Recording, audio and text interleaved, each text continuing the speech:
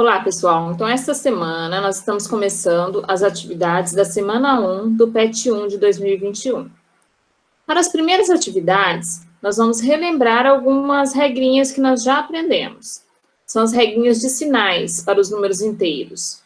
Hoje, eu vou falar sobre a adição e subtração, que é o que vocês vão precisar para responder às atividades.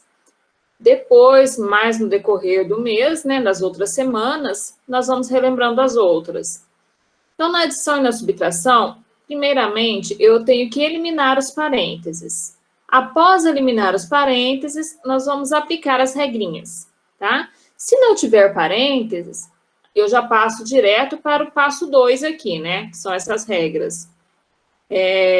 Agora, se tiver parênteses, eu primeiro preciso eliminá-los. Na eliminação, eu tenho que considerar o seguinte: sinais iguais, positivo, permanece positivo. Sinais diferentes, fica negativo. Então, olha aqui nesse primeiro exemplo do quadro. Eu tirei o 2, lá do parênteses, o sinal veio com ele, então ficou mais 2. Agora, aqui, para eliminar esse parênteses do mais 3, eu tenho dois sinais, um fora e um dentro. Então, mais 3. Aí, eu vou observar essa condição aqui para eliminação de parênteses. Sinais iguais, ficou positivo. Quando os sinais, no segundo exemplo do quadro, quando os sinais forem diferentes, aí fica negativo. Então, assim eu vou fazer para eliminar todos os parênteses nesses outros exemplos aqui, ó. Então, sempre, sinais iguais, fica positivo, sinais diferentes, fica negativo. Relembrando que isso aqui vale para a eliminação do parênteses, na adição e na subtração. Depois que eu eliminei o parênteses, eu vou aplicar a segunda condição aqui, a segunda etapa, que é as regrinhas. Sinais iguais, soma-se os números e conserva-se o sinal. Sinais diferentes, eu vou subtrair os números e vou colocar o sinal do maior. Então, olha aqui como que a gente vai fazer.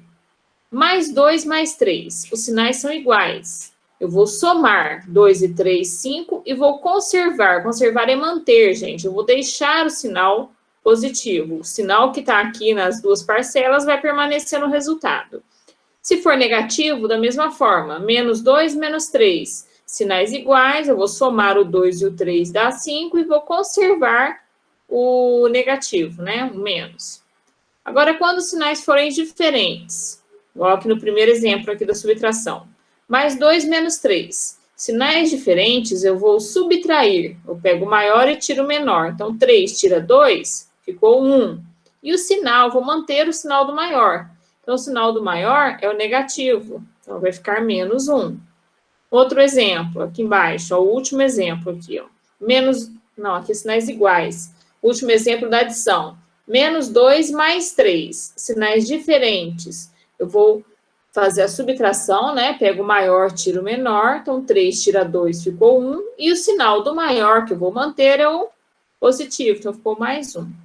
Se vocês esquecerem a regrinha, a gente vai pensar assim: o negativo é o que eu devo, o positivo é o que eu tenho.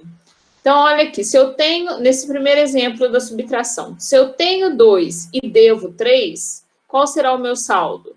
Eu vou ficar devendo 1, então é menos 1.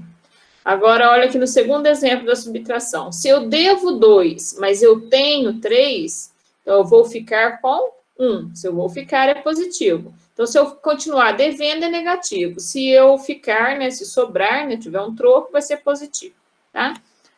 Agora, nos números racionais, que é um outro assunto que entrou também nas atividades da primeira semana.